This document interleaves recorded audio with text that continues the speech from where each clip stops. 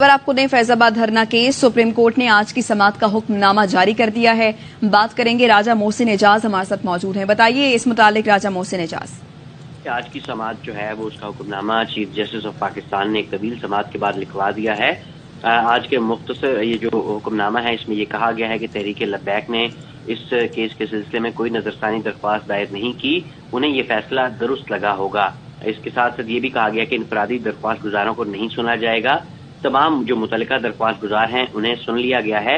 अदालत की जानिब से ये भी कहा गया कि अबसार आलम जो साबिक चेयरमैन पैमरा हैं उन्होंने कुछ शख्सियात पर इल्जामात आयद किए। अगर हुकूमत कमीशन कायम करती है तो तमाम इल्जामात कमीशन के सामने रखे जाएं। अबसार आलम ने कहा कि वो इंक्वायरी कमीशन के सामने सारा जो बयान है वो खुल कर देंगे। इसके साथ साथ ये भी कहा गया आज के हुक्मनामे में कि अटॉर्नी जनरल ने फैक्ट फाइंडिंग कमेटी की तश्कील के बारे में भी बताया। अटॉर्नी जनरल के मुताबिक फैक्ट फाइंडिंग कमेटी की जो कमीशन है इस हवाले से जो नोटिफिकेशन है वो ताहाल जारी नहीं किया गया। कमेटी ने तहकीकात कैसे करनी है इसका कोई अदालत को तसल्ली बख्श जवाब नहीं मिला। अटॉर्नी जनरल ने मजीद कहा कि हुकूमत इंक्वायरी कमीशन तश्कील देगी और इंक्वायरी कमीशन की तश्कील से मुतालिक अटॉर्नी जनरल की तरफ से मोहलत तलब की गई है और अटॉर्नी जनरल के मुताबिक कमीशन तश्कील देकर अदालती फैसले पर मुकम्मल अमल दरामद होगा। हुकूमत सुप्रीम कोर्ट के इस फैसले को जो है वो ये भी कहा गया कि उसने संजीदा नहीं लिया। इसके साथ साथ आईबी, वजारत दिफा और पैमरा ने नजरसानी दरख्वास्तें वापस लेने की इस्तदा की और वफाकी हुकूमत और इलेक्शन कमीशन ने भी ये दरख्वास्तें वापस लेने की इस्तदा की। चेयरमैन पैमरा से पूछा तो उन्होंने कहा कि नजरसानी खुद दायर की या किसी से हिदायत ली थी, तो इस पर चेयरमैन पैमरा खामोश रहे। चेयरमैन पैमरा से ये भी पूछा गया कि नजरसानी किस बात पर चाहते थे। चेयरमैन पैमरा ने जवाब दिया कि एक्शन न लेने वाले पैराग्राफ पर नजरसानी चाहते थे। इस हुक्मनामे में ये भी कहा गया है कि पैमरा को नजरसानी दरख्वास्त में ऐसा कोई ग्राउंड नहीं लिया गया था। चेयरमैन पैमरा से पूछा कि क्या किसी ने हुक्म दिया था कि नजरसानी दायर करो।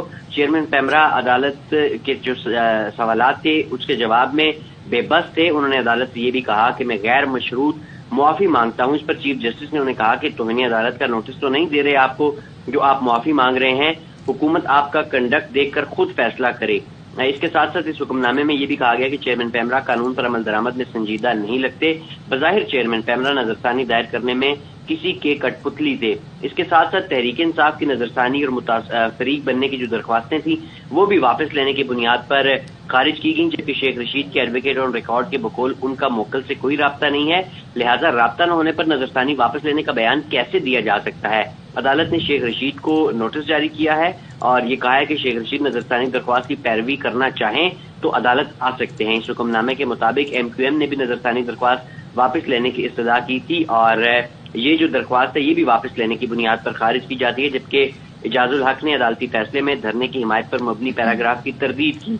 इजाजुल हक ने बयान हल्फी में कहा कि एहसास इदारे के इनके हवाले से जो धरने की हिमायत की जो रिपोर्ट है वो दुरुस्त नहीं है और अब जो आज की समाअत है ये मुकम्मल हो गई है। सुबह तकरीबन 10 बजे इस केस की समाअत का आगाज हुआ था और अब ये ऑर्डर लिखवा दिया गया है।